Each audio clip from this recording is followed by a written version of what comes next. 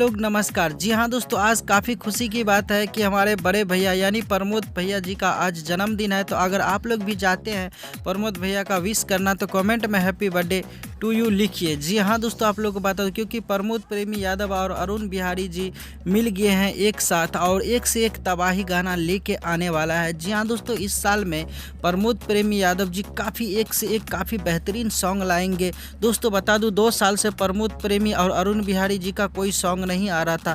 Finally आप लोग को बता दूं प्रमोद प्रेमी यादव और अरुण बिहारी जी का एक से एक गाने को रिकॉर्डिंग कंप्लीट कर लिया गया। फाइनली बता दूं लगभग जो है बहुत सारे गाने का रिकॉर्ड किया, एक एक करके आप लोग को सुनने को मिलेगा बहुत जल्दी और बड़ा धमाका होने वाला है लगन स्पेशल में। तो गाइस अगर चाहते हैं इसी तरह का अपडेट पाना तो चैनल को सब्सक्राइब कर लीजिए। भोजपुरी टीम के तरफ से प्रमोद प्रेमी भैया का हैप्पी बर्थडे टू यू।